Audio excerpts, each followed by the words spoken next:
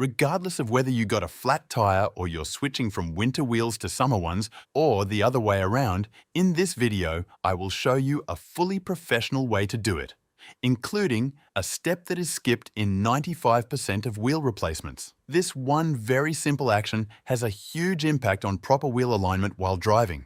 It makes the wheels much quieter, eliminates runout and vibrations during braking, and makes the overall driving experience smoother and more comfortable.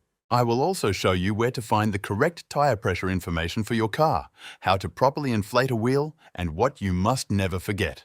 Now, without unnecessary talking, let's get to work.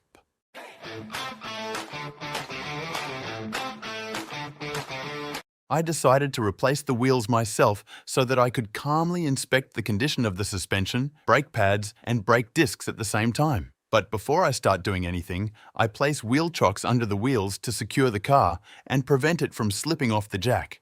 After half a year of driving on these summer tires, all the bolts have seized tightly. That's why, before lifting the car, I first use a wrench with an extension bar to loosen them.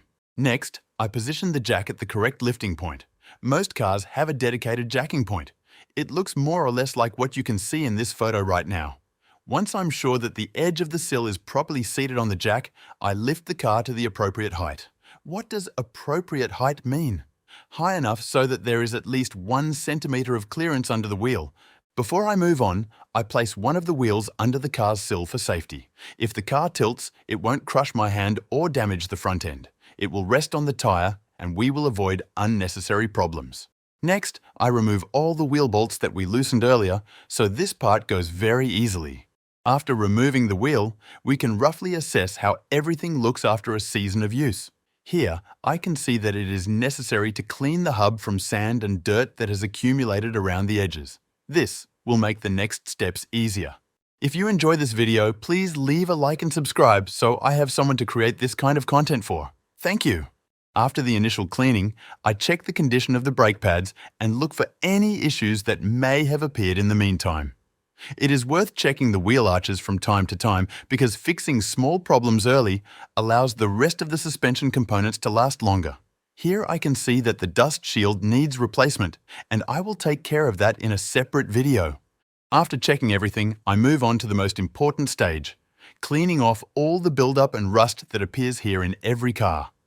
As you can see, this is the before and after effect. The goal is to eliminate any problems related to improper contact between the wheel rim and the hub. I perform the same cleaning on the rim itself. First, I remove all the old dirt from the previous season with a wire brush, and then I polish the entire surface with fine grit sandpaper. You can see the before and after effect in the photo. At high speeds, this really does affect driving comfort. I place the prepared wheel onto the hub, aligning the holes properly, and first I tighten the bolts lightly without using force in a cross pattern so that the rim seats evenly on the centering hub. After tightening the bolts to the first stop, I apply a bit more force, again in a cross pattern, to avoid leaving any excessive play. Now I remove the wheel that was serving as a safety support and lower the vehicle a few centimeters so that the wheel does not rotate. This allows me to use a torque wrench set to 120 to tighten the bolts according to the manufacturer's specifications. On the screen, you can now see the torque values for different types of bolts. Finally, I lower the car completely, remove the jack, and install the center cap so that everything looks clean and finished. And finally, we move on to the last step, checking the tire pressure. I unscrew the valve cap, connect the compressor hose, and on the gauge, I can see that the current pressure in the tire is 2.7 bar.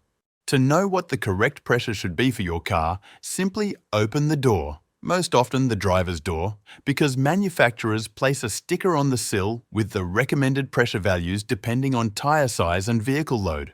Based on that information, you will know exactly how many bars you need. If you enjoyed this video, check out my other film on how to see if your thermostat is faulty, because that can cause significantly higher fuel consumption, and there is no point wasting money on that.